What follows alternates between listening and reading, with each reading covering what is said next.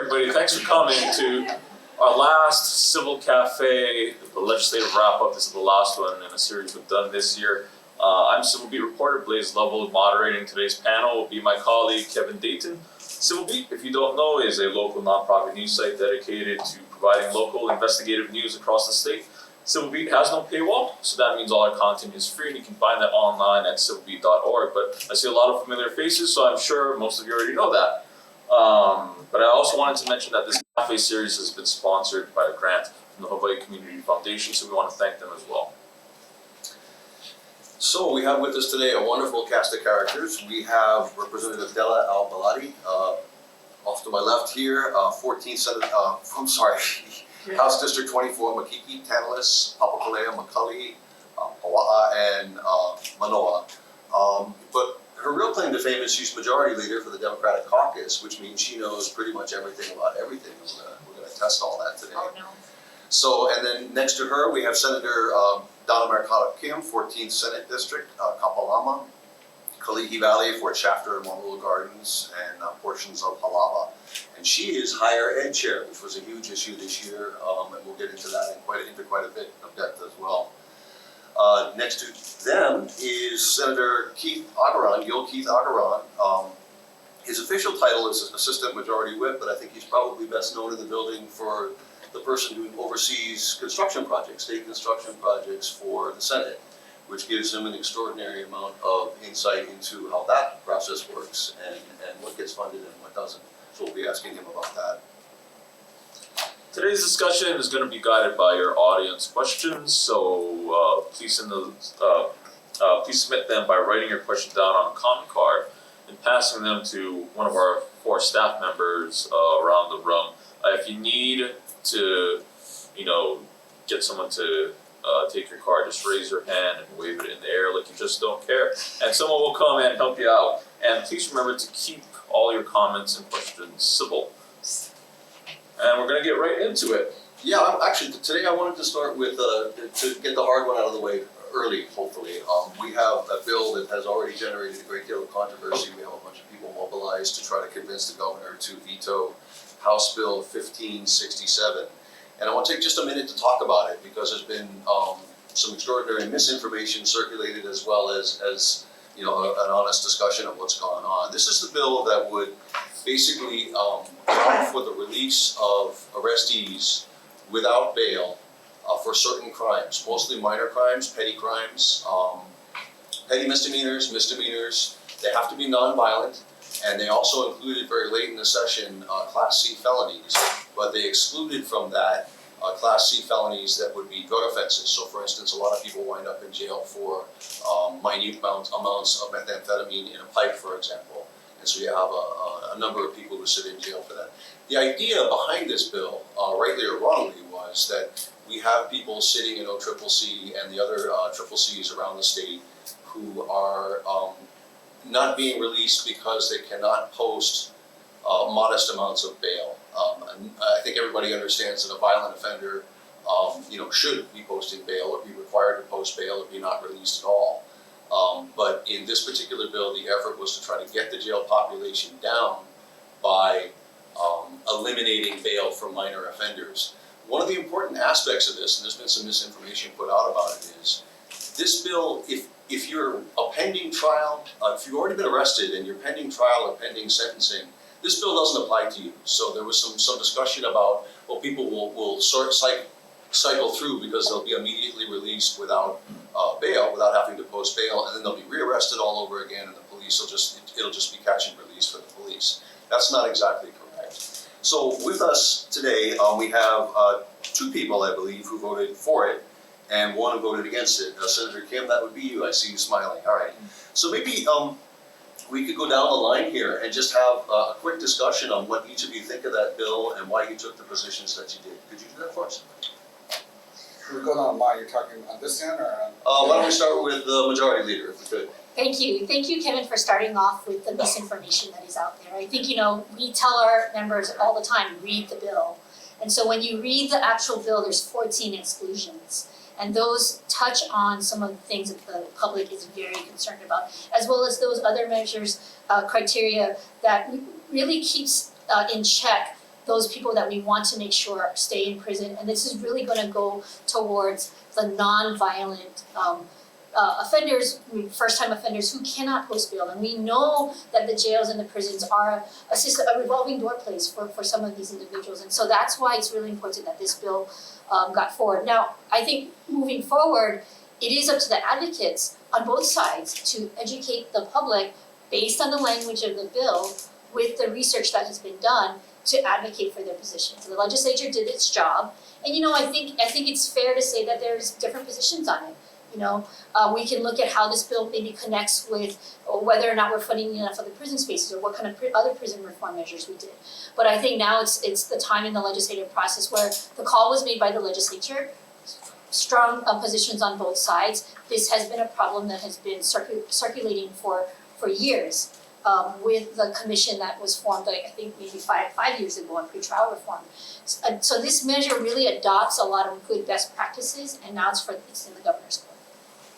If I could just interject real quick, is there any research out there on how many pretrial detainees could be released if this bill passes or is signed by the governor? I believe that some of the pretrial reform task force has looked into those numbers, and we know that there is a certain amount. I can't answer that question right off the bat, but I think that there probably will be some numbers, and that it will have some impact on especially those individuals who we know may need more mental health services and mental health treatment rather than incarceration. And so that's the kind of thing that I'm thinking that this is going to be helpful in moving us forward and moving the needle on, even on the issues of homelessness.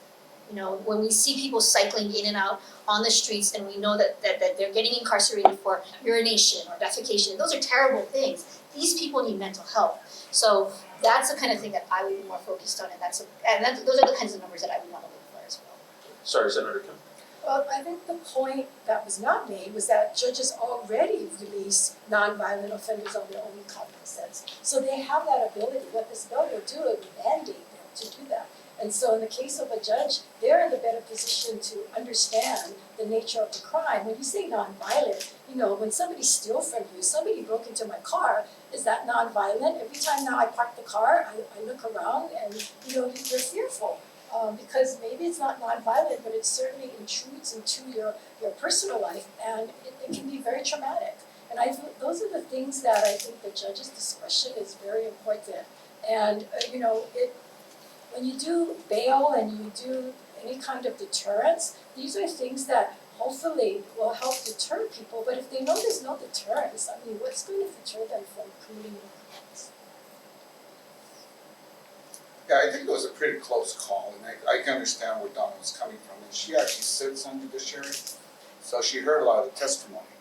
The one thing I did was I looked back at the testimony, and one thing that I focused on was what the courts actually said.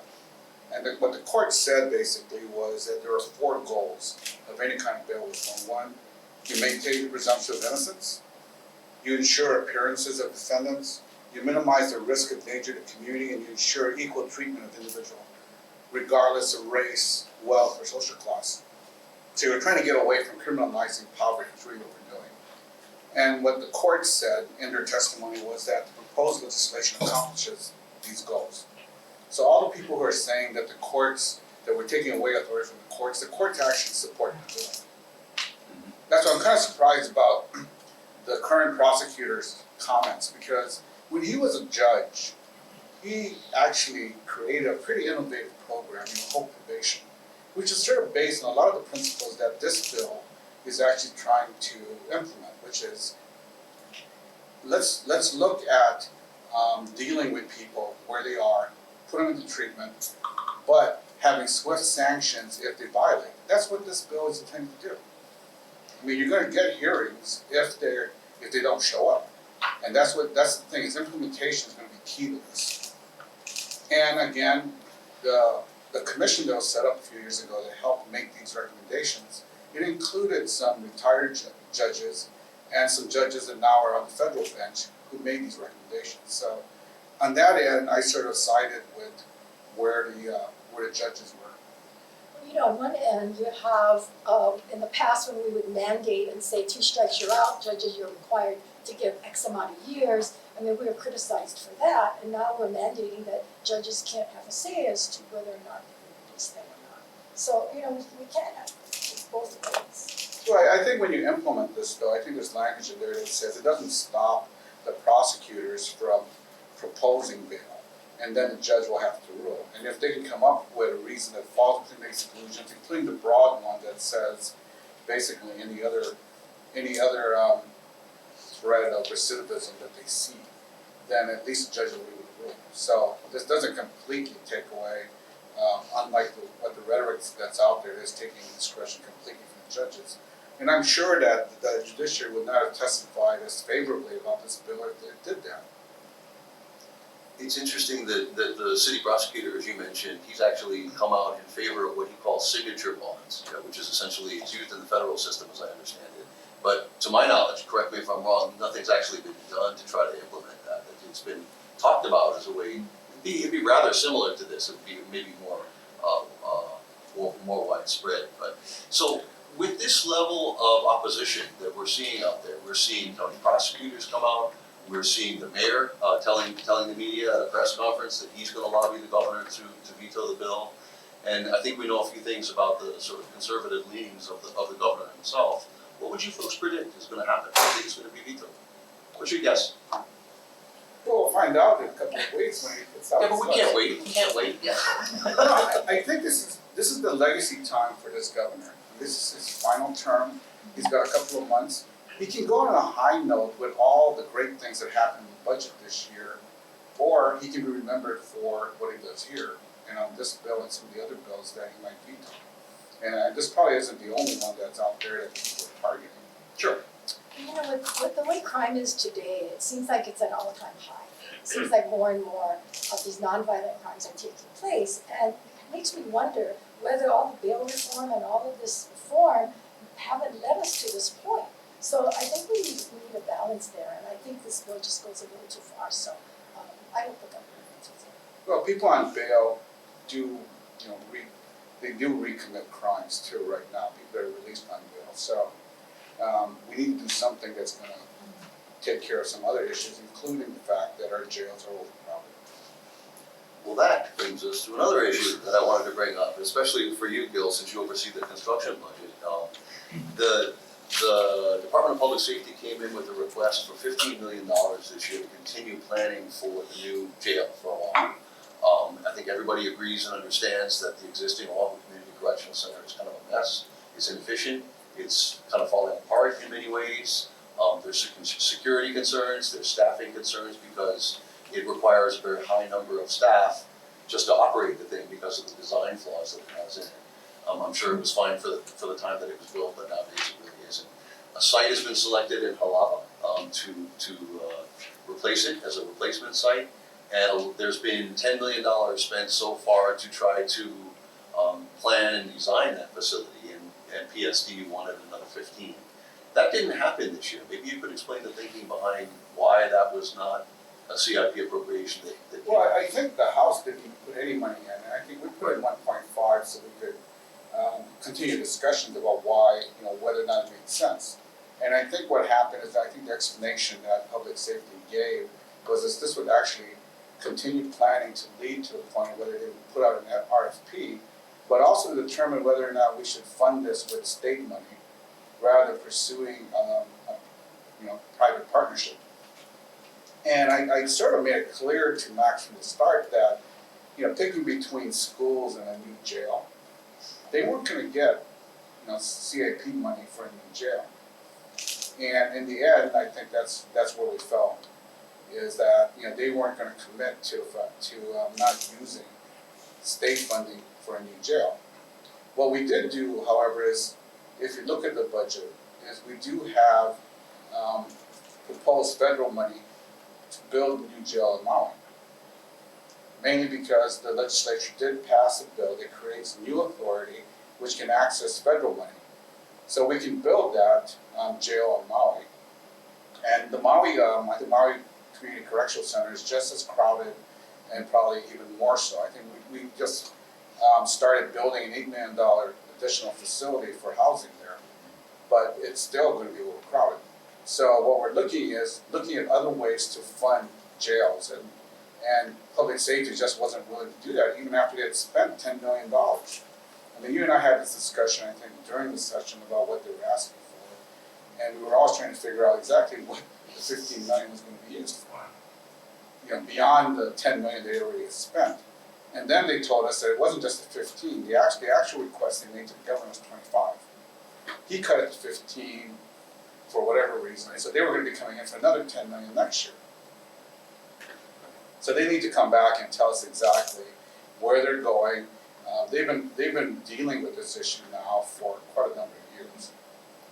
Looking at the Maui jail, I mean, just the logistics of the thing, the Maui jail wouldn't really solve the problem on Oahu, because you can't just move inmates to Maui, because the reason they're in jail is they have court appearances. Yeah, and we have inmates too, we're overcrowded in Maui as well, so we have, I think the neighbor islands, also have needs. I think there's a lot of focus here about Oahu, but, our community correctional center is also overcrowded.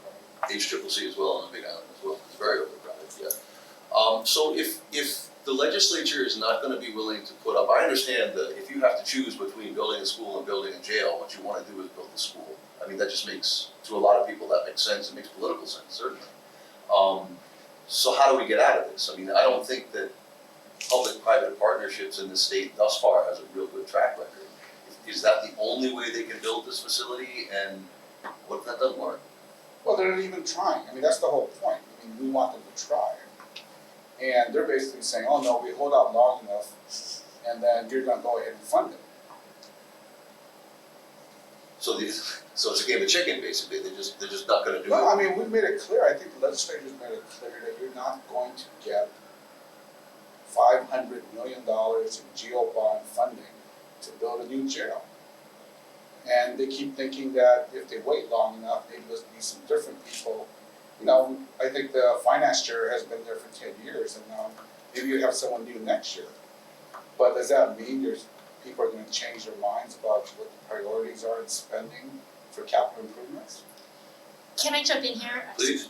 So I think there is an opportunity to reset this. When there is a new governor and there's a new PSD leadership, maybe it will take leadership for them to listen now to what the legislature is saying, as Gil has said, we're pretty clear.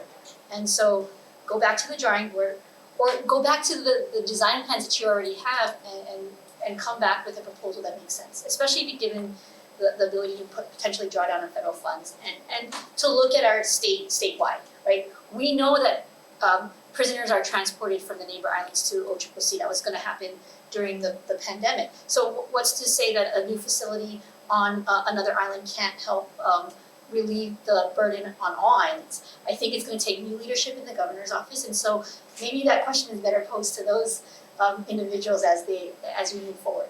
Well, if not a new jail, what are you folks looking for? I think that there is quite a bit being done right now with the bail reform bills, but all of the other mental health treatment bills that we're trying to pass, the pilot programs that we have with the courts to deal with making sure that people are put into the right placements, not just in prisons, but that they're getting the treatment, whether it's at the state hospital, which has to now also gear up for patients, right?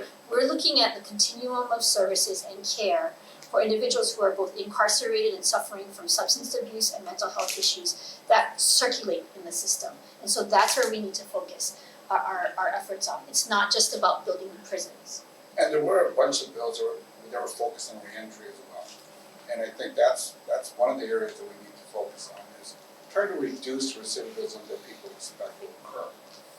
Because I think during the pandemic, when the courts basically allowed releases, I think there's a lot of concern about that, and I think that's one of the things that we want to follow up on. Thank you for throwing me that softball, but I do want to point out the women's prison project reform. Talk about our focus on addressing recidivism.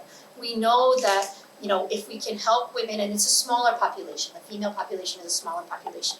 If we can help them ensure that when they come out, that they're getting reentry planning, that they're getting support outside, that we're going to see rates of recidivism drop in that population. And so that's, I think, a very fruitful area for prison reform. And there's also a women's court, I think you guys passed. Thank you both for bringing that up. I mean, that's something I wanted to ask about. The kinds of, the Women's Prison Initiative was extraordinary this year. It moved a number of different types of bills. It enhanced services, it enhanced the furlough programs to help get inmates out and ready to return to society. It's the kind of thing that advocates have been talking about for the correctional system for years. And bam, it happened. And as nearly as I could tell, it was very quick. Was that a function of an extraordinary lobbying effort? Or is it because it's women and people are less afraid of women and are more willing to invest in these kinds of services for that group? I'm just really curious as to why that played so well this year. Well, I think it's a combination of things. And we find that studies have shown that women who commit crimes or are incarcerated tend to have more family obligations and reform better and become contributing members of the society. And so that helps. With the Women's Caucus, we really focus in on a lot of these women issues and meet with people in the community that are pursuing those areas, and the fact that we have money in the budget. So I think it's a combination of what we're working on. And we've had more women in the Senate this year as well than we've ever had before. So that helps. When we have a balance of women legislators, making some of these laws. So. And some of the perception, I think, of it being quick is not that true. I mean, these are issues that have been discussed for a while. They were being discussed even during the pandemic when we had those shortened sessions. So people have been working on these issues, and this year, we just had the resources to do this. Yeah, one women's prison bill that didn't make it though, SB 2777, it would have banned male jail guards from being able to strip search or search women or be in areas, where women can be unclothed. That a reader reached out to me and said, as a policy decision of the state, that seems like a pretty common sense thing to pass, although the Department of Public Safety raised concerns about, not having the proper jail staffing to be able to carry it out or whatever. But I guess what I wanted to ask is, regardless of their concerns, I mean, this does seem like a kind of common sense thing to have in policy. Why didn't this bill make it?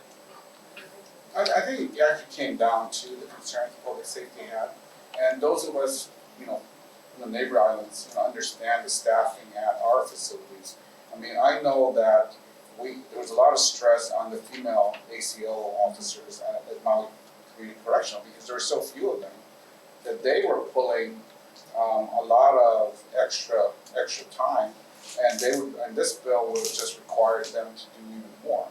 And just recruitment is a problem, and that's a big issue.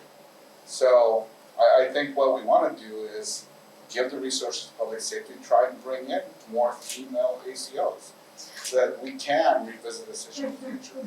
And what I would add is I believe, looking at the testimony, there is some indication that PSD can do some of the things that we wanted through their rulemaking process and their policies and procedures. So rather than handcuff them, we made we sent the message.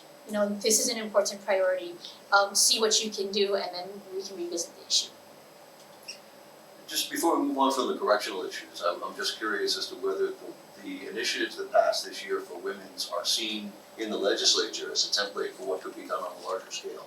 I mean, the women's population, as been pointed out, it's a small population. I think they're relatively non-threatening to the general public, and people are more likely to accept these kinds of changes. If it works, does that mean that we then try these kinds of strategies more aggressively in the general population, the males? And is that the sense of the legislature, or have you guys talked about that? Well, I think that's something that we've talked about for a long time, and equitable treatment, and we have to start somewhere. And so we're starting with a smaller population, and we do that across the board where we start with rewritings on certain issues because they have smaller populations. On the larger population, it's a little more daunting, but certainly yes. I mean, this will be a good step in that direction. Just to turn our attention to another topic real quickly, I got a question on Thai Cullen and Kaleni English, and just to catch everybody up for those of you watching in the audience who don't know, or if you're watching the recording, earlier in the session, former lawmakers Thai Cullen and Kaleni English were charged by federal prosecutors for taking part in a bribery scheme to influence legislation over the last few years. So this question is about some of the government ethics and reform bills that passed this session. There were a nice handful that would require ethics training, would increase transparency in public records, and other things like that. But there's this other question still lingering: is would any of this new ethics training prevent something from happening like this again, the bribery scheme? I guess I'll take that one. No, I don't think it will, because already ethics is there. We know that you shouldn't be doing those kinds of things. Nowhere is bribery anywhere that we should be doing that. And so the fact that we're not gonna have fundraisers during the session is not gonna stop someone if they're intending to do that. More transparency, more ethics training. I mean, we do ethics training all the time, we do sexual harassment training all the time. Does that stop things from happening? Not necessarily. I mean, it's a good reminder, it's good to have it, and it sounds good to the public, but at the end of the day, I was trying to connect those things. It just doesn't really connect, because if someone is intent of committing some kind of ethical crime, they're going to do so, and they're going to do it without anybody knowing until they get found out. So unfortunately, that's why we have law enforcement, and that's why we have some of the kinds of investigations that go on. I have been always an advocate for transparency, for government accountability, and so I support many of those changes that we've made, but will it actually go to solving that problem? I don't think so. Just going back real quick to the judicial system, because I did get a reader question on this, and Della, this question is for you. It has to do with guardians ad litem.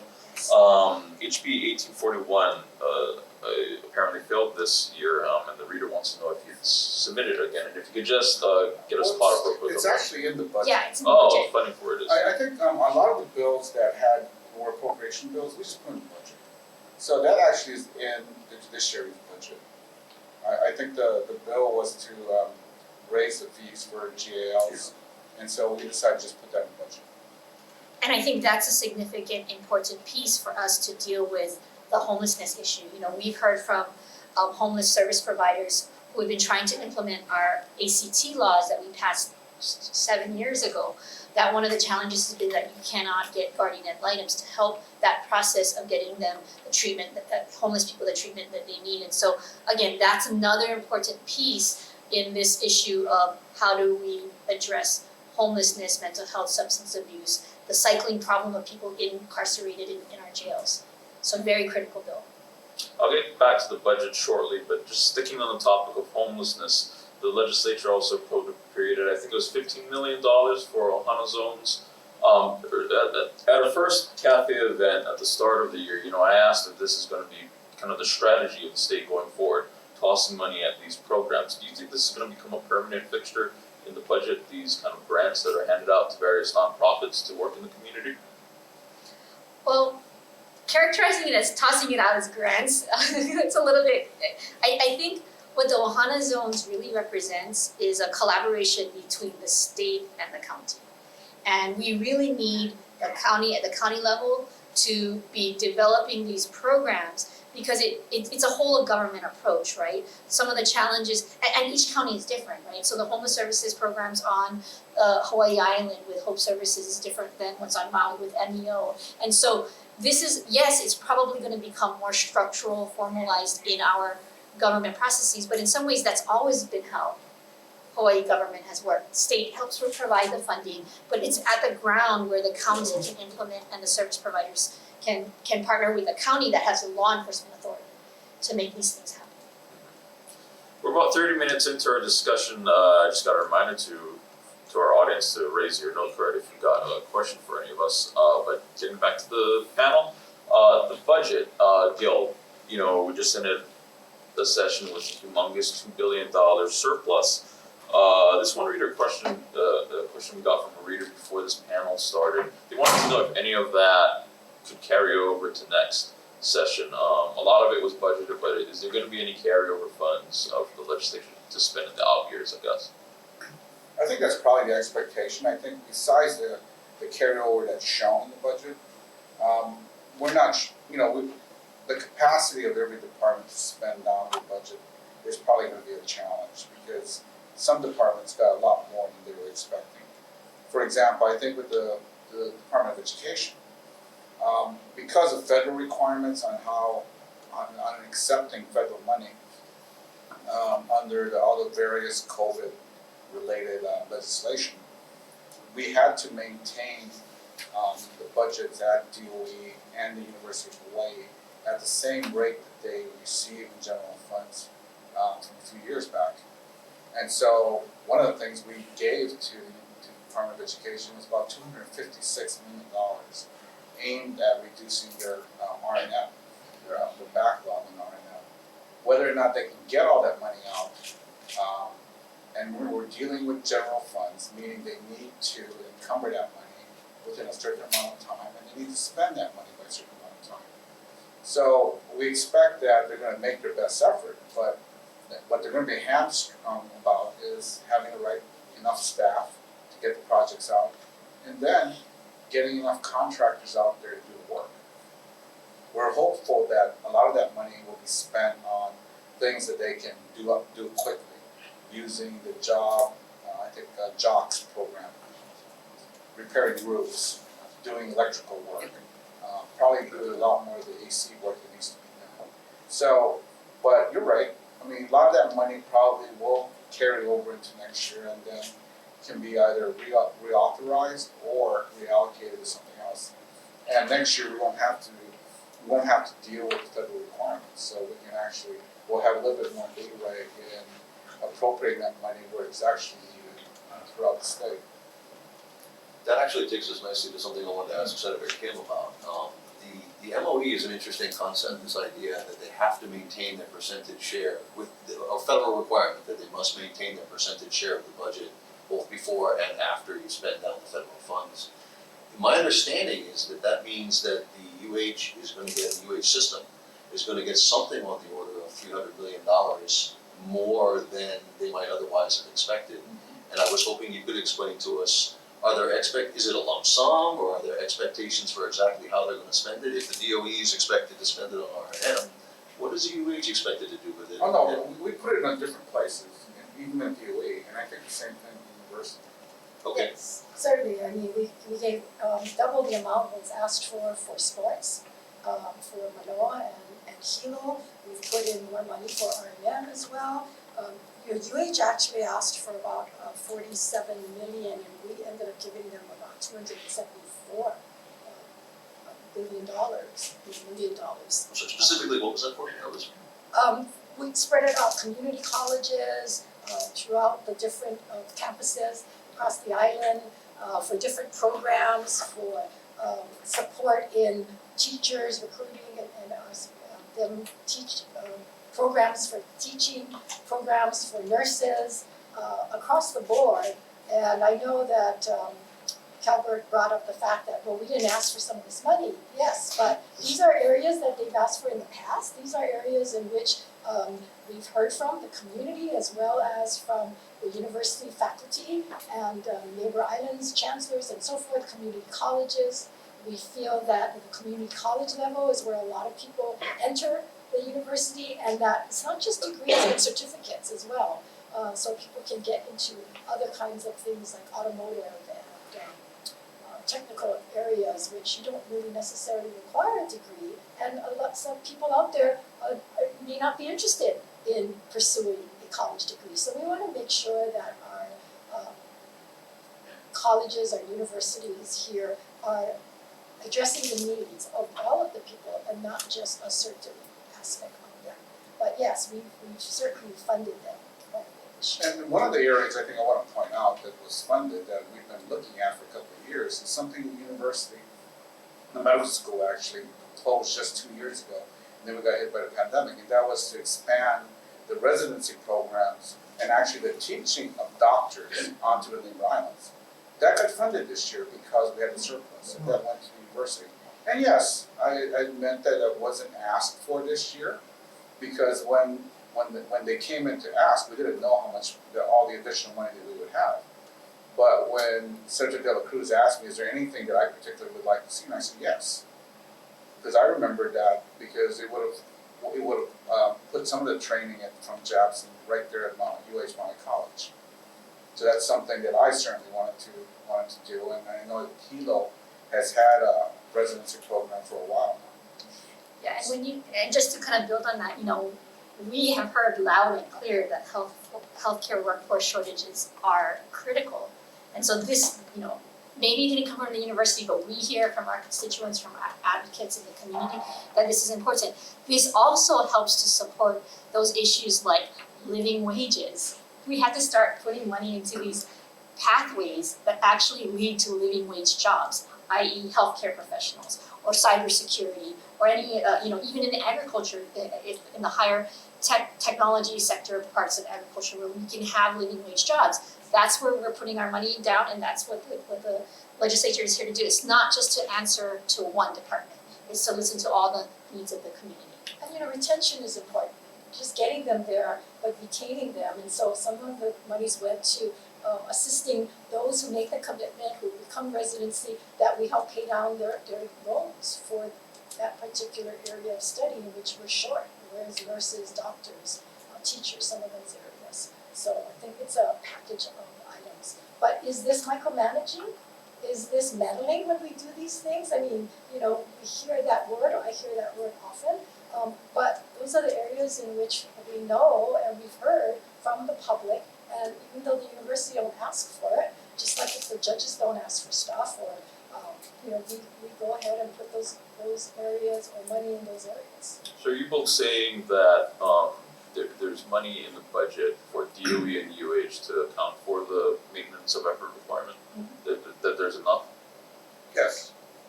Okay. Yes, that was one of the main things that Ways and Means was focused on, because that we had the largest influx of additional funds. I think when finance worked in the budget, I think they just had an additional billion to work with.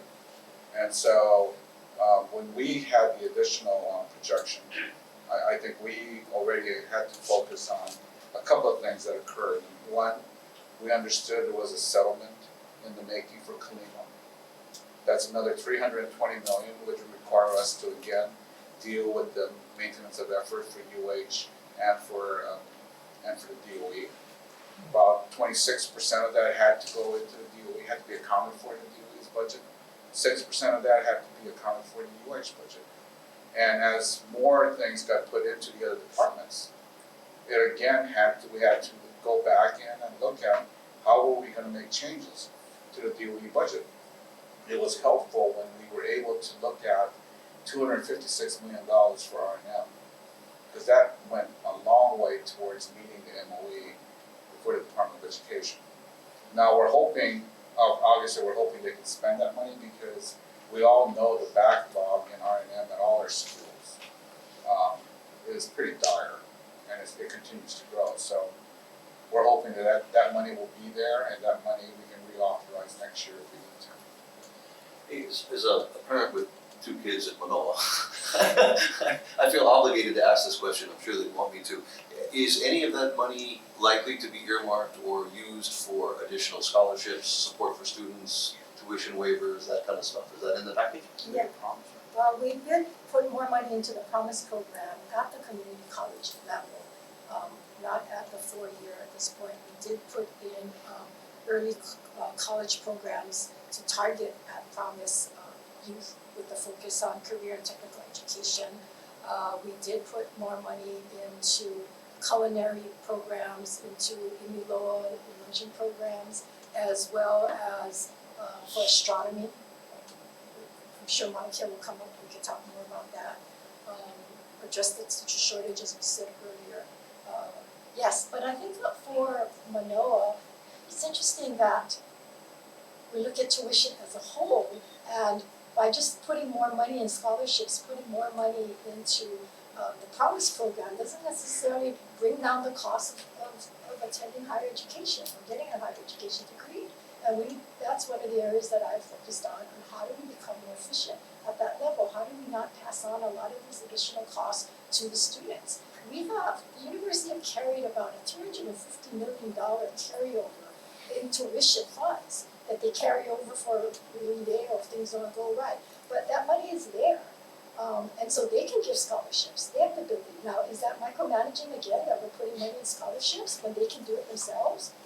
So, I keep coming back to that because they keep throwing that back at us. We give them funding and funding goes a two-way street, so. While we're still on the budget, I just wanted to open this up to all of you, if there was if there was anything, I know you all passed a lot of budget proposals, $600 million for DHHL, $328 to settle the Colima case, $300 million for housing initiatives, but is there anything you think should have gotten funding that didn't this session? I'll start with you, Majority Leader. Oh, should have gotten funding and didn't.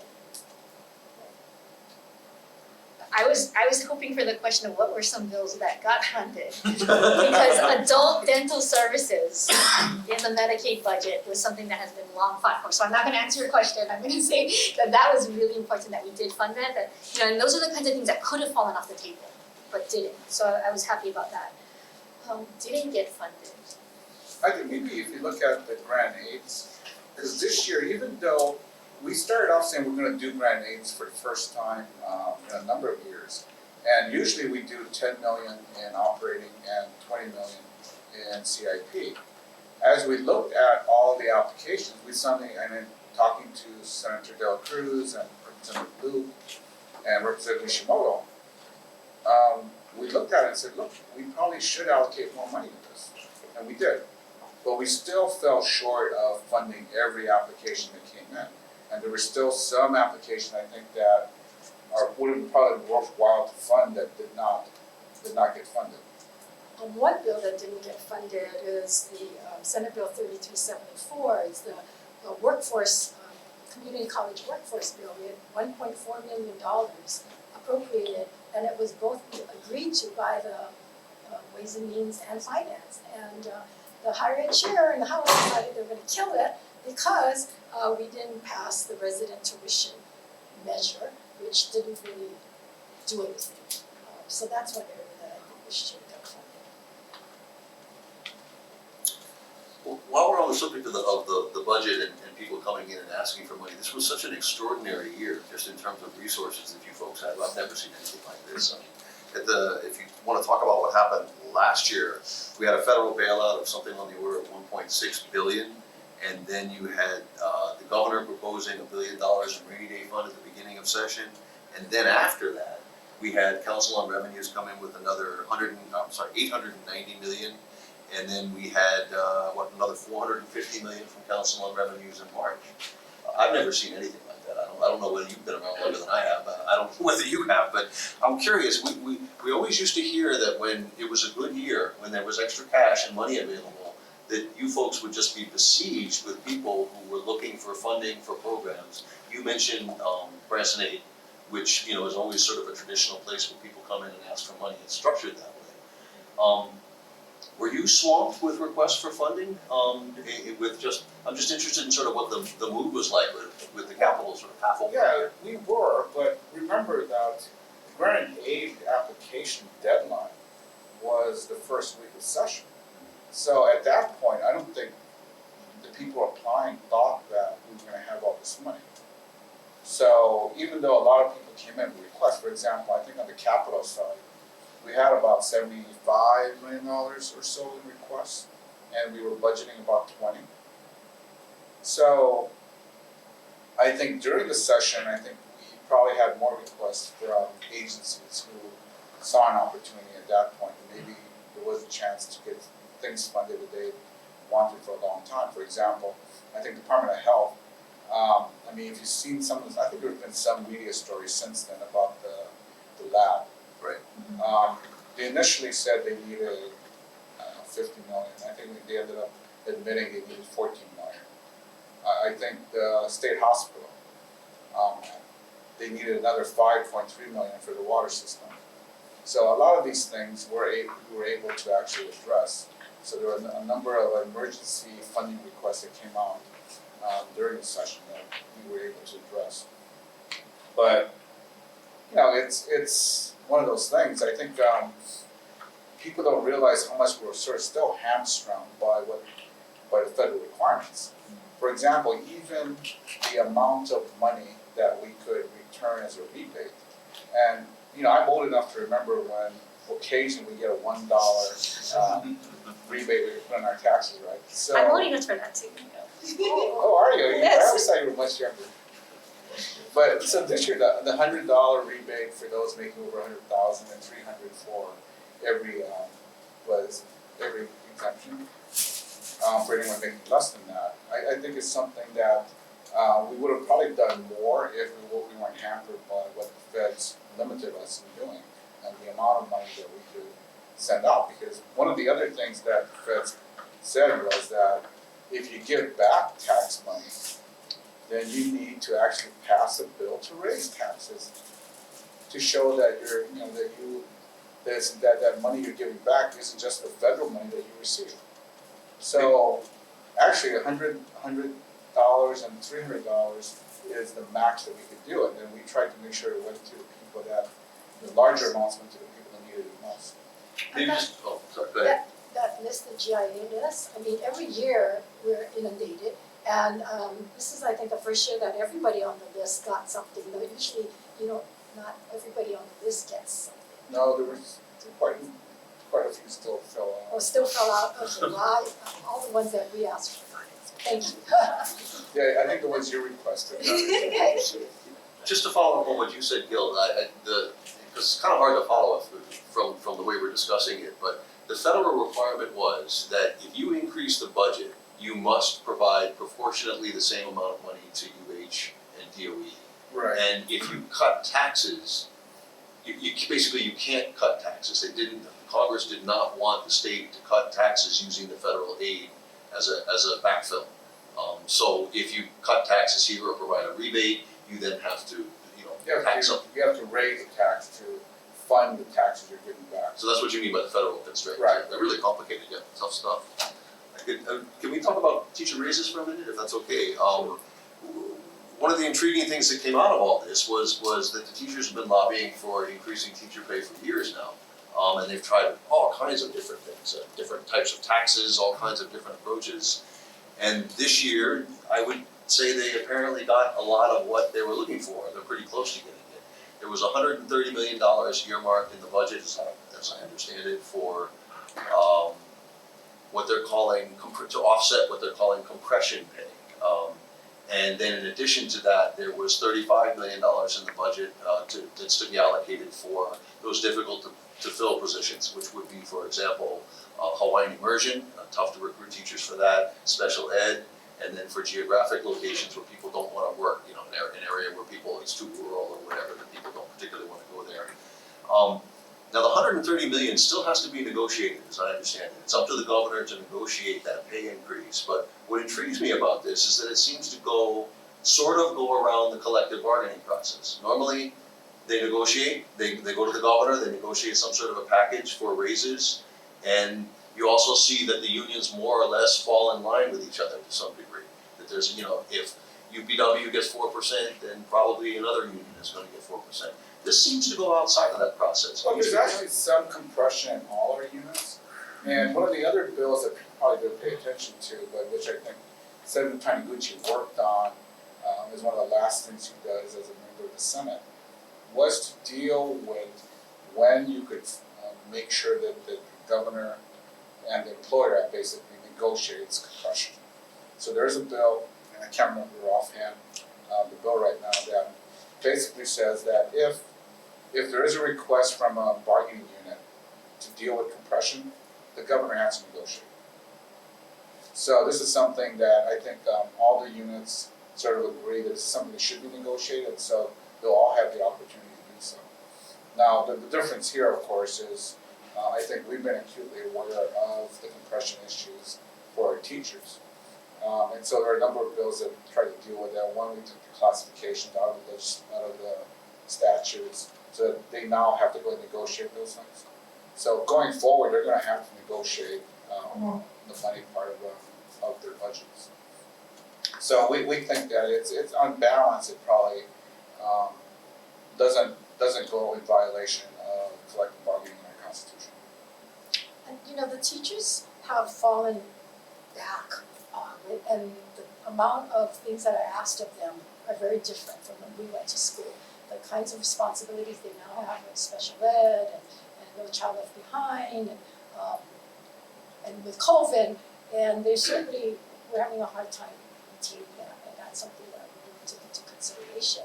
Also, when you look at percentages, across the board percentage, but when you get a percentage of a smaller salary compared to, like, and I bring this up all the time, when you look at the university faculty, and you look at the teachers, and the salaries, they're like at least 1/3 the salary. So if they get a 4% increase on their salaries versus a 4% increase, I mean, they keep getting behind. And so that was taken into consideration as well. And the fact that, teachers can't decide to teach when they want to teach, offer courses when they want to offer, they can't hire a lecturer, they can't hire or get a graduate assistant to teach the classes. So they've really been losing the ground over the years, and they're so important. Our teachers are so important, and that's one way that we always say that about education, and yet we never put our money where our mouth is, and so we did that this year. Besides pay, is there any other bills you could point to this session to help with teacher retention? Yes, at the university, we put in monies.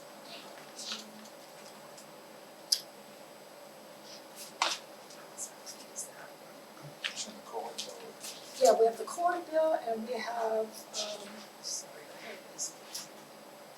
557,000 for positions to address the teacher shortage. So that money went to the University of Hawaii. So what would those positions be doing? Just to help, so they have more programs on the bigger islands and making sure that we have that retention, and just making sure that things is part of the university's program. Because one of the keys is making sure that students are interested in becoming teachers. They're all over the state, they're not just at Manoa or at West Oahu, and so we want to make sure that they have support at their own campuses for encouraging them to stay in the program, to look at how they're going to get their credentials, and that's in that bill. And to actually have the staffing at the university, which they didn't ask for, to do this.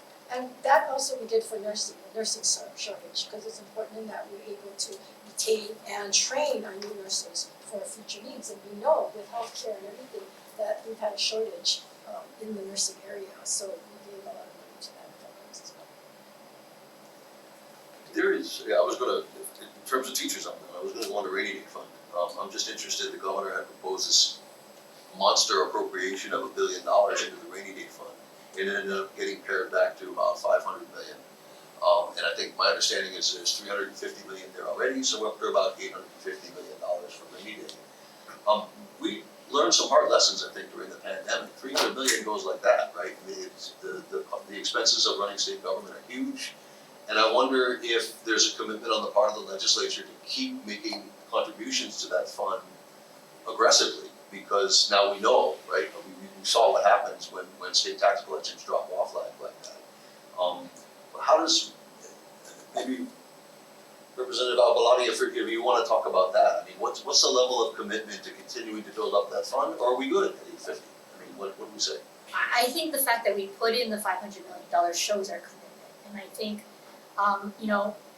my colleague, Representative Kobayashi said it best on the floor. We went on a spending spree and a saving spree because we could do that. So I think the commitment is there for both sides. But it's raining now, see, so we need to help the people now too. I mean, yes, we're committed to keep putting money there, but at the same time, if it's raining, we need to put monies there. And it's an investment into the future as well, it's not just a one-time thing. Does that mean we could expect to see significant continuing deposits into rainy day? I know it's restricted, you can't just go get that money whenever you want, Right. There's conditions. So putting that Well, money I know in exactly. there, It's all gonna be a balance, Yeah. because one of the things that we already have set, and we can't really bind future legislatures, but we're committed to meeting our, OPEB and our unfunded liabilities for our pension fund as well. And we know that that's gonna be costing a lot more going forward. And I think we made some payments in. I think one of the bills we passed this year was to allow GO bonds to actually partially pay our OPEB. So there's other things that we also need to make sure that that the state government is going to be able to function fiscally well and going into the future besides the rainy day fund. Something I would add too is that something that we've learned from the last 3 years is that we never know what's gonna happen. There is war in Europe, there's inflation, we don't know what's gonna happen in China, there could be another pandemic, right? So all of these things, all of these questions that are still out there, we have to, I like what Senator Agaran said, we have to take a balanced approach to these things. And so, hopefully tourism is coming back, gonna more fully reopen so we can continue to see sustained revenues. But what happens if something goes awry? Those are the kinds of things that the legislature is gonna be constantly kind of monitoring and watching. Senator Agaran, you mentioned the OPEB, so other post-employment benefits, right? Did the pandemic, I guess, get were payments to the ERS, the retirement system, and the health trust fund, did those kind of get off track during the pandemic, or did they? There was talk stay? about doing it, I think the governor actually seriously thought about delaying the initial larger payments. But I think the legislature just went ahead and paid. It was some of the things that, even during the shortened sessions, I think we went ahead and continued to make the payments. I can't recall if the counties did, but I'm pretty sure that the state did. And that's one of the things is, if we even delay the payments for 1 year, I think that just extends the amount of time where the unfunded liability is not fully funded. And what's it at again now? Is it 24 years it would take the state to pay? No, we're talking around 36, 40 years. Oh wow.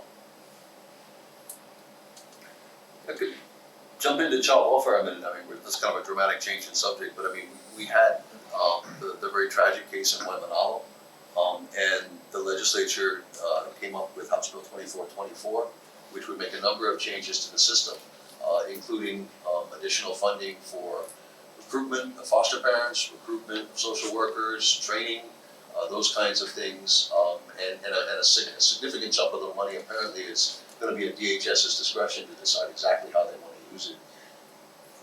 These issues keep coming around, and I wonder, DHS does not seem to come forward with specific recommendations. It seems to be coming from the legislature, in other words. And I wonder if that's a problem. Part of that's a challenge because I think you need the legislature to also understand exactly how the system operates, because we were under the impression that if we gave them additional positions, that would help. It turns out that they actually contract out a lot of these services. And that's why when you say that we gave them a lot of money that's at their discretion, it's to fund additional contracts. Because that's where, the rubber meets the road. It's the people that are actually going out there to meet the parents, the foster parents. And I think if I remember, you're a foster parent, Yes, right? yeah. So you know what the system has been like, where you weren't getting enough support actually in some ways. I think monetary, I think the amount didn't change for many years. Mhm. So there's a lot of things in the system that, I agree. It seems like it takes the legislature to step in, and I think that's one of the things that we did this year. So we're hoping that the bill, that the governor does sign it. There's a little bit of controversy over whether or not one of the sections was unconstitutional. So one of the things we did, this is one of the bills that we had an amendment on the floor, and one of the things we put in was to put a severability clause in there, meaning that if one part of this bill is no good, the rest of it goes forward. So that's one of the things we wanted to make sure. We wanted to make sure that most of this bill goes forward, even if that one questionable area falls out. Does that give the governor additional options, or basically, maybe explain what the severability clause does? It means that the provision that I think you're talking about is additional checks on adopted families, basically. Right. The question is whether the state can come in after an adoption is completed and take a look at that family and make periodic checks to see if everything is okay. Without any kind of Comes back to the complaint solid coming to case. them. So if that turns out to be deemed unconstitutional, does that mean the governor has the option of signing it anyway, or does it just protect the statute in the event of a court challenge? Yes, so he can go ahead and sign the bill, knowing that if there is a challenge to that provision, and if that provision is found to be unconstitutional, the rest of the law is still in effect. Okay. And I guess what I was driving at with the question is DHS coming to you and telling you what their problems are? I mean, is the legislature getting a clear sense of what's needed? Because it seemed like that, I don't think any of us serve in the human services committees, right? So the only time that we actually hear about these bills is when the chairs and the members of those committees bring them to us, when it makes it out to Ways and Means or to Judiciary, I think, on some of these issues. And so, I think it just, based on our committee system, it really depends on the members who are chairing those committees or working those areas to bring them to the attention of the rest of the legislature. And they're the ones that need to really push the departments into giving us more information. I mean, when they make their budget requests at the beginning of the year, they're pretty general, right? I would add to that, since I did serve on Health and Human Services a few years ago, I think the pressure being put on DHS to be more transparent is there. And it's gotten better, and that there's been better communications between the Senate Human Services Chair, Senator San Buenaventura, and the House Human Services would be Representative Yamani, but also Representative Lisa Martin, who was very instrumental on Finance Committee to help push this issue forward. And so I think I think that was her bill. and I think, as Senator said, it's incumbent on all of the members, right, in our respective committees to really push, and I think that's one of the things that we saw actually positive come out of the system. At least for me on the House side, we have so many junior members who have stepped up in that kind of oversight role and asking the tough questions, and so that's a good thing.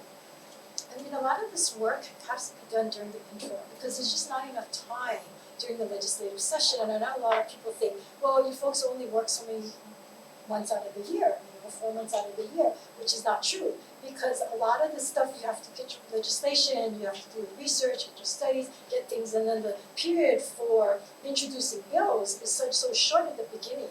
And you talk about gut and replace, a lot of times some of these good measures that come forward by the public after the bill introduction requires you to look at where you can put them into certain bills. So, it's a balance. since you brought it up, were you able to do your work with in the wake of the decision, the court decision on gut and replaced? Does it go ahead? Are you folks able to do your the job? decision is overstated as far as people saying that it really made a difference in the way we operate, because I think we've always sort of proposed drafts. I think in the Senate, we've always sort of said, this is the draft that we are going to use, and maybe we'll adopt it. That's not the old gut and replace which people think about, which is all of a sudden out of the blue something is put into a bill. The only thing that I don't think got tested this year was whether or not new language got 3 hearings on both sides, because this is the second year of the biennium, right? So if a bill was a carryover bill, and then had different content, I don't know if the other side had a chance to actually hold the 3 hearings. There's still an legal argument, of course, that the 3 hearings can still be held by the fact that we let the bills sit on the floor for a couple of days to meet the 3 hearing requirement. When I was Senate President, we put in the Senate rules where if any bill that got major changes requires a public hearing. And so, yes, sometimes that rule gets waived by the fact that it's done, but we take that very seriously. And I think most of the bills normally we don't change the content completely, which is I think what the bill that went to the courts at, that it was a complete change. Right. Because there's gonna be changes to the bill, there's no way you can go through a bill when it's introduced to the very end. Why take public testimony if you can't change anything, right? That's why you get public testimony, because bills need to get amended, they need to get fixed, and we wanna make sure that we put in a bill that's workable, that meets the Constitution, and so there's a lot of requirements on there. Yeah, Like, yes. Dell's a lawyer, so she knows that the word that the court used, germaneness, Germaneness. isn't usually, it's something that's usually used in a different context, but it just means that it's related to the content of the original bill. And for something like the budget, for example, what's not germane in the budget? I mean, we made changes to the judiciary's own budget. Now, are they gonna claim that what we did was not germane? We added things to their CIP budget. Does that mean that bill's no good because that technically then looks like a gut and replace? Are they gonna take their budget and spend that money? I don't know. My sense was you were much more cautious this year, that the legislature was more careful about that issue of extracting, gutting and replacing, of removing stuff. And I'm not saying it was routine all the time, but it did happen, and Common Cause flagged it on a number of occasions, Well, I and think you were it's more good. cautious, yeah. I think it's good that we're always cautious. We need to be cautious. We need to make sure that we're following our rules and following the laws. And I think Donna's right, and I think since she put in that rule, we haven't changed that rule, and we've been following it. You can't stop somebody on the floor from introducing a measure which happened last year or 2 years ago on the floor, change something drastically, and then it's up to us to say, hey, wait a minute, stop.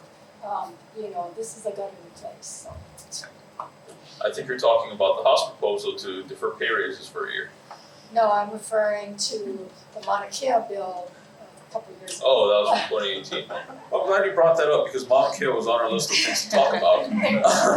Aren't we out of time? Yeah, almost. No, not quite. But this plan, like you just mentioned, this plan to reshape the management around Mauna Kea, you've been kicking it around for a couple of years.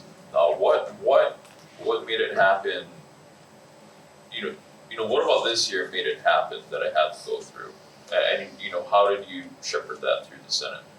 Well, the fact that everybody acknowledged that this is a problem that wasn't going to go away, that this is certainly a concern of not just about astronomy, but about the respect for the culture, respect for our Aina. And so that being said, when the measure came over from the House, the chair of the Waterland, who in the past had jurisdiction jointly with the Higher Education Committee, made an announcement that we wouldn't even hear the measure, which I believe the leadership of the Senate felt that, this is too important not to at least have hearings, and we needed to do that. And as a result, Gil sits on leadership, and so he can probably tell you more about that discussion, but felt that we needed to have that discussion, and we needed to at least have a hearing on the measure. And so we referred it, or not referred, but they referred the measure to the Higher Education Committee. Yeah, I think one of the things that we looked at was whether or not we go to higher ed or just straight to WAM, if Senator Kim wasn't willing to take it on. But like a lot of things, she was very eager to take it on. And I sit in higher education, so I said, oh no, but I sit on WAM too, so it didn't matter. The word eager, I think, is being overused here, but I did take it on, and because I did feel it was important.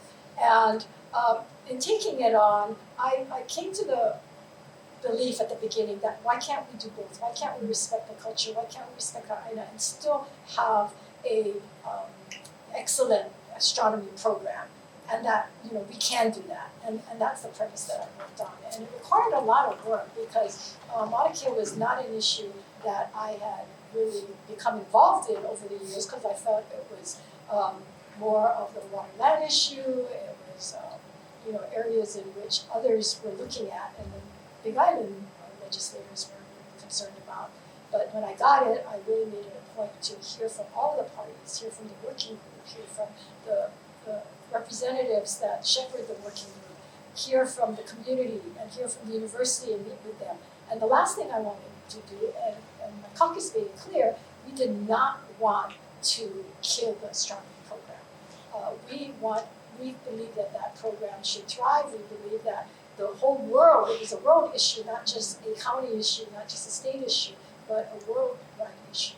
And that our native Hawaiians, our ancient Hawaiians use the stars for navigation. And so it really was part of the culture as well. So to find that balance, I think that was a key word. We came through a number of drafts, Senate Draft 1, and Senate Draft 2, and then the final measure. And so it was really a work of a lot of people taking in a lot of consideration.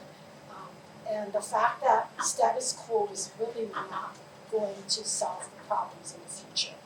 And the demise of astronomy would not be the bill, but would be the fact that many of the observatories who I spoke with said that they did not want to come into conflict with the indigenous people. They did not want to be in conflict with the community. And if that happened, they would eventually leave because they don't want that kind of conflict. That's not the kind of science that they do.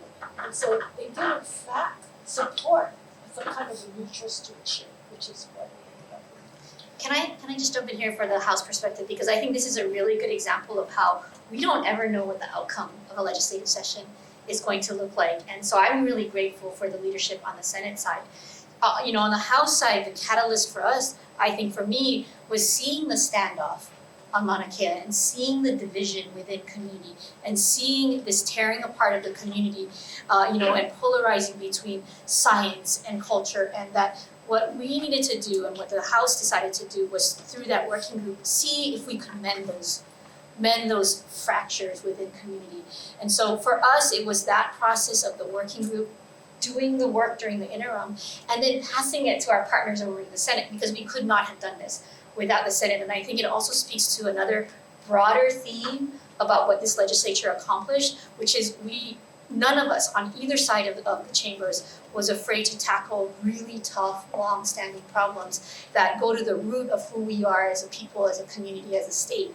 And in my closing remarks on the Mauna Kea bill is that we stand as a beacon, as an example. When you look back at Jack Burns saying, Hawaii is an example, we are an example for how you can start to mend the divisions in communities everywhere, right? Indigenous populations feel like they've been left behind. They have in fact been left behind, and how can we make those things right? Hawaii is a place where we can demonstrate that, and we did that not just through the Mauna Kea bill, but addressing some of the really tough problems we have. The Public Land Trust, Hawaiian homelands, and we still have more work to do, right? In all of those bills, I think everybody on both sides of the House and the Senate are saying we have to do more work. If this is not the end of it, we are committed to coming back and continue to address these issues. And we expect not everyone was satisfied with the final draft, and that was passed. And I'm sure that the governor is taking a look at it, and we'll see what he does with it. But we expect, and I think it's in the bill, that if changes need to be made as they go along and start to implement this, that they'll be coming back to us and proposing changes. If the governor does sign, the first thing he's going to do is appoint the members of the authority, and the Senate will have a chance to actually confirm them. You mentioned the standoff in 2019. Do you think this bill could quell any future protests that come up on the mountain? You can't stop protests, and I don't care what it is. There always will be a handful of people that will protest, and I suspect there still will be, because there are people out there that believe there shouldn't be anything on the Mauna, completely no observatories on the Mauna. But I think some of the key leaders actually supported the measure going forward. They were part of the working group, and they weren't happy that the working group's proposal didn't go through, but at the end of the day, they supported what came out of the final measure, came out of the conference committee. And so I think with key Hawaiian leaders out there supporting it, and hopefully will be on this commission authority, that we're going to have less of that kind of protest that we saw in the past. We've got about 15 minutes left in the panel discussion, so if the audience has any questions, just hand your note cards to one of our staff. Speaking of, one of the questions we got before this panel started, it had to do with minimum wage, and we'll talk about that in a second. But the question was, have any of you ever worked for minimum wage in the state? I'm pretty sure all of us have. Well, when I worked, it was like $1.25, so I'm dating myself. Why don't we just go down the line and talk about our minimum wage jobs? I worked at McDonald's, TCBY, and I was a junior leader, so I hit all the minimum wage positions I think I could have, except for maybe hotel. And my first job was at a Dairy Queen, so I could make the soft serve with a little curl. I couldn't do the dip cones though for some reason. I was the ice cream guy at Farrell's, and then I was a janitor at Pearl City. And then when I was a lifeguard, I was still making minimum wage. Man, gotta pay safety people better. I worked at Liberty House. I was on the Liberty House High Court in high school. I wanted to work in the cannery, but I didn't come 16 until late in the summer. And then I was a cashier at a supermarket, small supermarket in Kalihi. I worked there as well, and so that was minimum wage. And then I worked during college as a cocktail waitress during the summers to help pay for my work. And then I worked at college at Washington State in the hamburger joint, minimum wage. So. And I guess Della, I'll pose this question to you. What happened this year that the minimum wage, finally made it through? So, you gotta remind folks, in 2020, the Senate and the House was committed to increasing the minimum wage, and then the pandemic hit. And that just got taken off the table because we were facing the worst economic times. I think, we understand that, then the House and the Senate understand that we needed to help working families, and the minimum wage was one piece of helping working families. And so that's kind of what motivated it. I think, again, this is an example of where, different approaches, House and Senate, we had to do what we needed to do on each side to kind of lay out the landscape. And then it took some really hard work at negotiating at the very end to make sure that we had a package that addressed both minimum wage as well as things like the EITC, earned income tax credit, so that we could do more for working families moving into the future than just the minimum wage. And we have to take into consideration our employers, because for them to be able to work their way into it, because without any jobs, and businesses are suffering still in this whole pandemic, and they're having a hard time getting workers, even though they're paying above the minimum wage, but allowing them time to be able to build into the minimum wage, and it doesn't all happen at one time. I think that's important. Cash flow is important. And I think a lot of times there's a focus on one particular bill, but really, over the last 2 or 3 sessions, we've actually focused on also helping our businesses because we knew that they were suffering. So one of the things we did last year was to help repay the first $700 million that was borrowed to make sure the unemployment fund was sufficient. The other thing we did last year, we also froze the rate that they would have to pay in. And this year, one of the bills that we did was because the rates are determined by the experience of a business. So one of the things we did this year in the bill was to just say that the 2 years of the pandemic don't count towards that experience calculation. So again, that's saving our small businesses for the most part, increased rates that would have had to be put in, because that's what the federal law requires. So when we talk about, the minimum wage being, not doing anything to business, it's not quite true. I think we actually were very conscious, because especially for most of us, you've got Kalihi, you've got Moilili, Makiki, and I'm from Maui, and most of our businesses are small. And so we're very conscious of what we do that affects, the bottom line for the people that basically are necessary for our communities. Yeah, on the UITC as well. Talking about work and how work's changed during the pandemic, a lot of businesses are switching to a hybrid model or a completely telework model. There was a proposal from the Senate, SB 2940, for a statewide telework policy. It passed over, but I think it died in the House. Why couldn't we do that one? That's another thing that seems like it would benefit the government moving forward, especially government workers.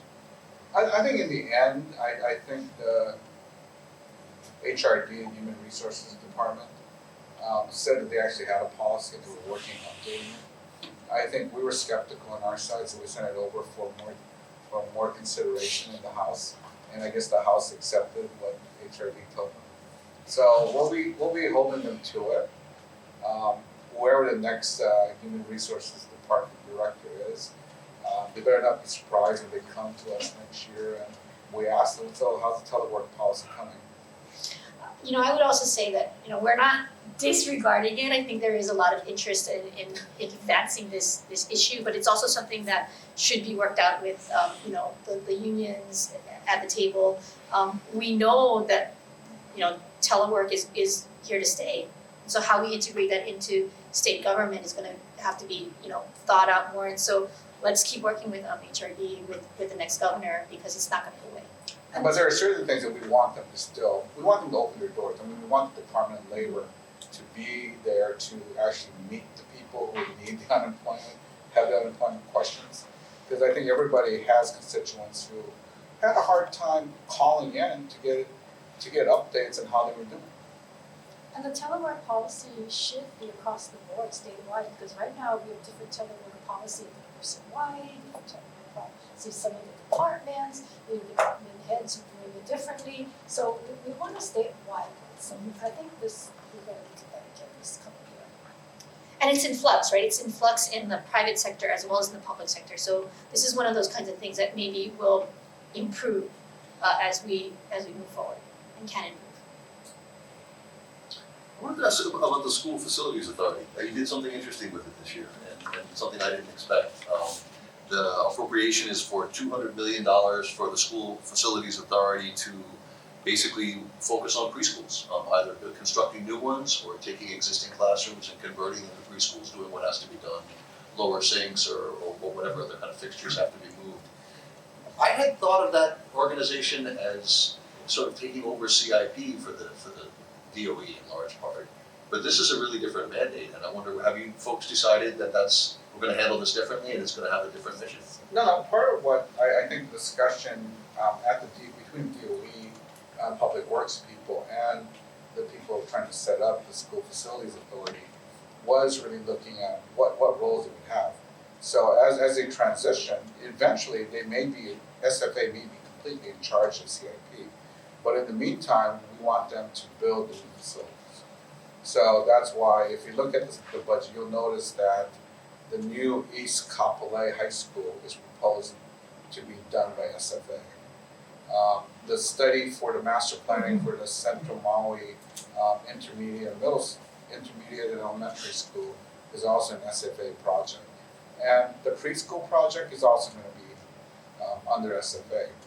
I think the new director that we just confirmed, he may be, he may find it a little bit daunting, but we hope that he'll make his best effort to try to implement some of these things, because we all know that early childhood education is important. Besides the $200 million that's going to SFA, we still also expanded the amount of money that's going to DHS for grants to private providers. So we're trying to handle it in both the public school preschools, as well as continuing to fund childcare that's already existing and being provided by the private sector.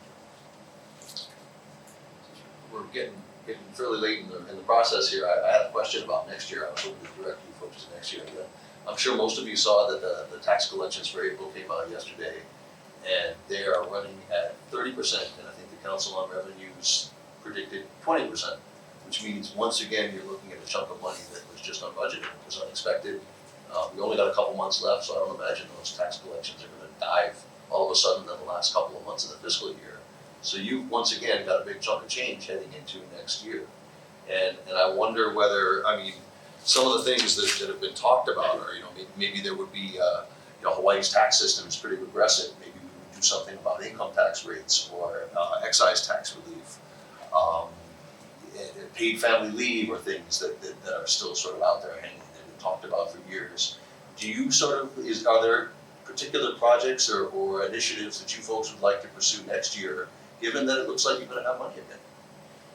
Well, it's so unpredictable though, when he says Sure. it looks like we're gonna have more money, we have a war that's going on, we still have inflation that's happening, and you don't know what the core will be saying come the next quarter as to how much money is there. So a lot of the projects we talk about is they have to be sustaining. So just because you have money one quarter or 1 year doesn't mean that you can sustain if you do family leave, because once you give some kind of a benefit, you can't take it away. So you got to be able to sustain those programs. So we always look ahead, 6, 8, 10 years ahead as to what the budget's going to look like.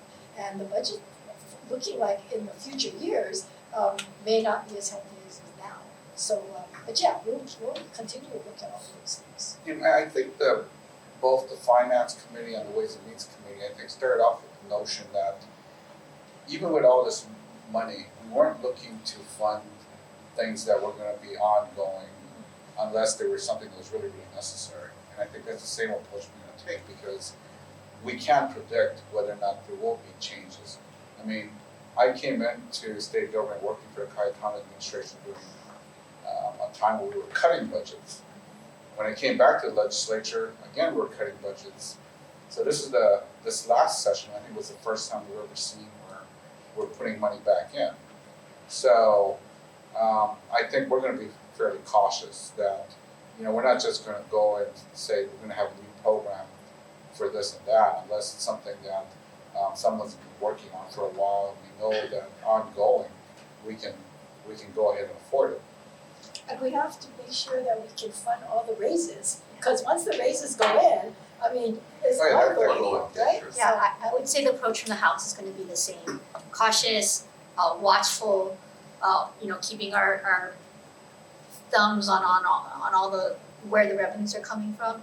And we have to follow through on some of these pilot programs that we're advancing this year, these new programs, these things that we hope to continue to invest, right? I mentioned adult dental services, that's a recurring appropriation. And so there are things that we did as one-time investments, but we have to, if we were gonna follow through on some of these promises, again, agriculture and food security, we've invested a lot in some pilot programs. If we're gonna keep pushing on that, we're gonna need revenues for those kinds of things moving into the future. And I do wanna make one mention of Hawaii Promise. I think the university, the year after we first did it for community colleges, came in and let us do it in Manoa. And I think we were cautious then, we weren't quite sure, what do we see how this is working? But if we do have the revenues, that's one place that I would be interested in putting the money in, is into higher education to make sure that our kids can afford the kind of tuition at Manoa, West Oahu, Hilo, that right now we're covering at the University of Hawaii Community College System. Hopefully we bring the costs and expenses down. With the last few minutes we got, I just wanted to pose one last question to each of our panelists.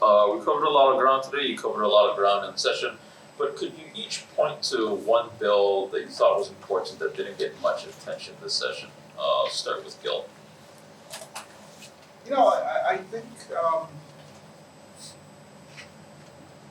I was in some ways focused on the capital projects, and I know I introduced a bunch of bills, and I can't remember which of my bills were going through the legislature, but I think cryptocurrency was one that I was kind of interested in because I had a lot of people that were very interested in it and wanted us to actually take the lead in having a pretty comprehensive regulation of it.